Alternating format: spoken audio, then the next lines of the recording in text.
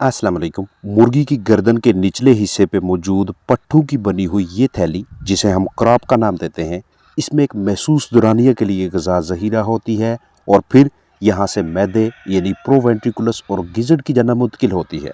यानी बर्ड चूंच के ज़रिए दाना उठाता है और इस दाने को ज़ुबान खुराक की नाली में धकेलती है, जहाँ से ग़िज़ा इस थैली से होती हुई प्रोवेंट्रिकुलस तक पहुँचती है। हमें ये सीखना है कि एक बाकायदा ठीक या नॉर्मल क्रॉप या थैली किस तरह की महसूस होती है, ताकि जब भी थैली में किसी किस्म का मसला बन जाए तो हम उसकी बआसानी शनाख्त कर सकें। इस थैली का मुआयना करने के लिए आपने बर्ड को इस तरह से पकड़ना है कि इसकी दुम आपकी तरफ हो और चूंच दूसरी जानब। फिर आप एक हाथ की उंगलियों को बर्ड की छाती के बिल्कुल सामने इस क्रॉप तक ले जाएंगे। चिकन बिल्कुल सीधा होना चाहिए, यानी आगे से ऊपर ना उठा हुआ हो। अगर आपको ये क्रॉप हाथ लगाने से बिल्कुल हाली महसूस हो तो मतलब ये कि अब इस चिकन का ग़िज़ा खाने का वक्त बिल्कुल करीब है, और अगर ये भरी हुई हो तो मतलब कि अब इस बर्ड को ग़िज़ा खाने का अमल कुछ देर के लिए रोकना चाहिए। ग़िज़ा थैली में मौजूद होगी तो ये निस्बतन सूजी हुई या सख्त महसूस होगी, जबकि जैसे ही खुराक हज़म हो जाती है तो ये सिकुड़ना शुरू हो जाती है।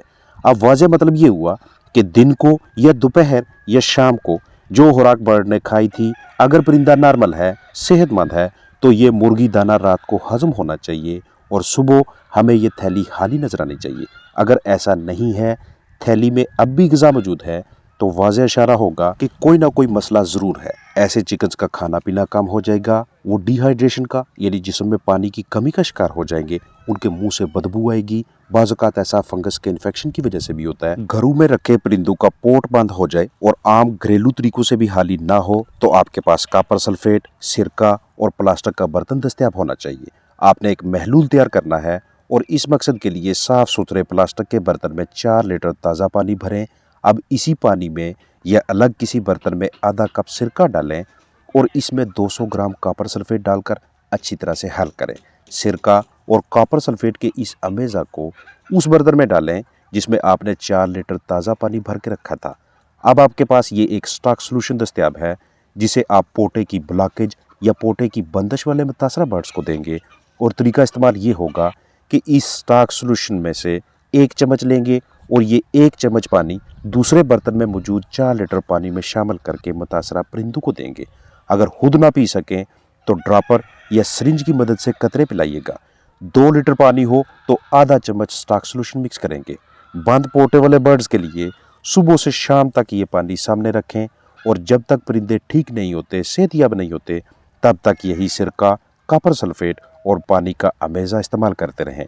अमूमन 24 से 32 घंटों में बर्ड्स ये पानी पीने के बाद ठीक हो जाते हैं, लेकिन अगर सूरत हाल ज़्यादा पेचीदा हो तो 48 घंटे या इससे कदरे ज़्यादा वक्त भी लग सकता है।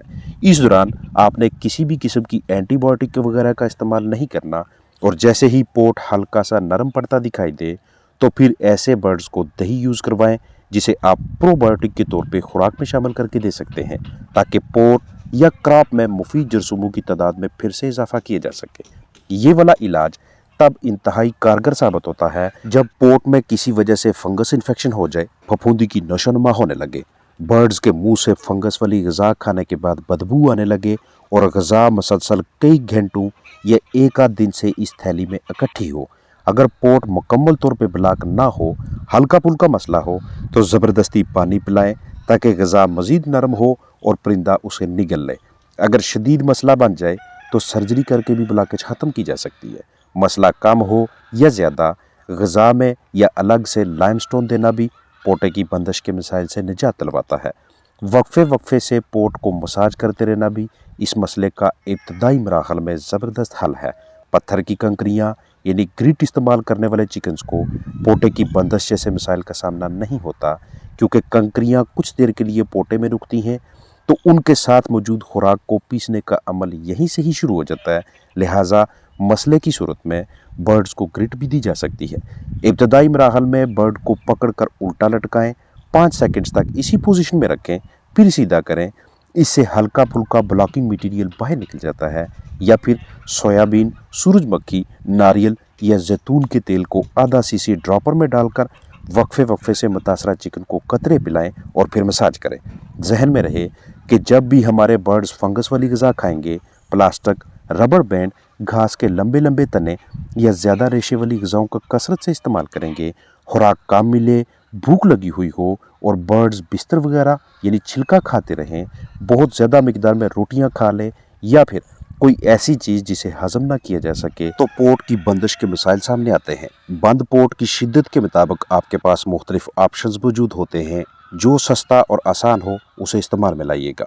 बहुत ज़्यादा मिकदार में चिकन्स बासी रोटियां खा लेते हैं, पोटा ब्लॉक हो जाता है, तो ऐसी सूरत हाल में सेब का सिरका देने से भी चिकन को सेहतियाब किया जा सकता है।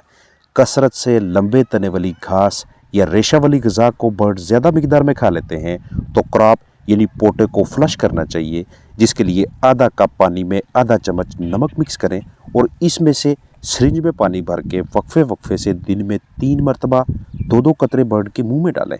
खुराक और पानी के बर्तनों की मुकम्मल सफाई रखा करें और जैसे ही इस तरह का कोई मुतासरा बर्ड नजर आए फ़ौरन अलग करके ठीक करने की कोशिश करें, क्योंकि इसका खाना पीना कम होगा तो कम पानी पीने की वजह से जिस्म में पानी की कमी यानी डिहाइड्रेशन के इम्कानात बढ़ जाते हैं। अपना ख्याल रखें।